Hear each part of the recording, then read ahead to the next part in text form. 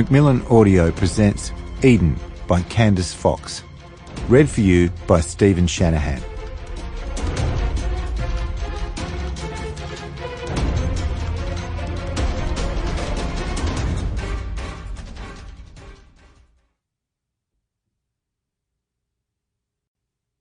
The night of the boy's murder, he was working, wandering along Darlinghurst Road in the crowds of workers, picking pockets, begging, doing stunts for coins.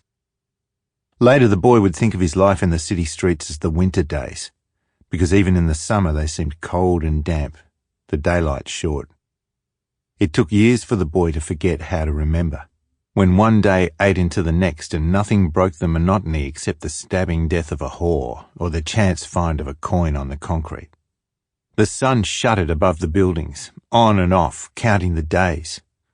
The boy wandered head down, practiced at sniffing bins outside restaurants to identify treasures hidden within, at slipping through cinema fire exits to search for popcorn and sweets, at scaling tall buildings to raid clotheslines strung across cramped balconies.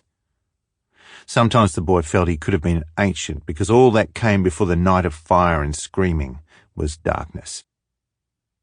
Now and then when he slept, he returned to the fire, saw the faces of the woman and the man he supposed must have been his parents against the windows, heard their pounding on the glass behind the bars.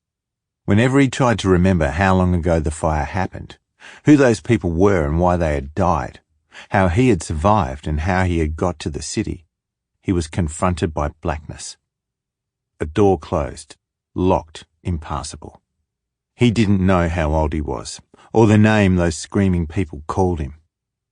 When the police and the kindly women who had spotted him came to take him, they said he looked 8. He was happy with that. They'd also said he was mute and malnourished, but he didn't know what either of those things were. He'd fled the van they put him in and kept his eye out from then on. He didn't like the police. He didn't know why. He wandered and tried to forget. On the night he met the Frenchman, the boy was sitting on a set of steps down from the Goldfish Bowl, which was alive with laughing and shoving, the toppling of glasses, the slapping of beer caps onto the pavement. The Frenchman came walking up the hill under the Moreton Bay fig trees, the smoke from his cigarette winding around a row of sailors advancing behind him. The boy moved off the steps and headed down to meet the sailors, stretching his dirty face into his brightest smile. The Frenchman caught him by the elbow and spun him in a half circle. The sailors parted to let him through. "What's the hurry, petit monsieur?" The boy wasn't fussy who his marks were. The Frenchman didn't look like a cop, so he would make an easy meal. His accent was slurred and heavy. Perhaps he'd been drinking down at the waterfront. He smelled of cigarettes and wine, but his hair was neatly combed so that the ridges stood out across his curved scalp. "Hello, sir, got a coin?" the boy asked. "I can dance, I can sing, I can tell jokes, I can balance a penny on my nose." The boy did a handstand and walked in a circle on his palms on the dirty pavement. His black-soled feet waggled in the air. The Frenchman folded his arms and laughed, and a couple walking their dog stopped to watch. "That's very good, monsieur," the Frenchman smiled. "What else can you do?"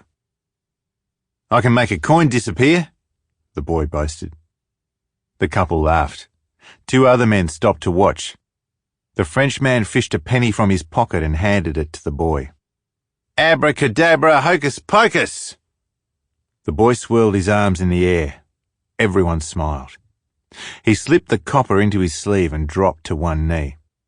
"Ta-da! Magnifique!" The Frenchman clapped his long, thin hands. "Now give it back." "I can't," the boy claimed. "It's disappeared." More laughter. The boy did another handstand as the crowd clapped and then dispersed. The Frenchman remained, his thin lip curled slightly at the corner. "Another coin for the show?" the boy asked. "I'm afraid I'm fresh out. Plucked me dry. You hungry, boy?"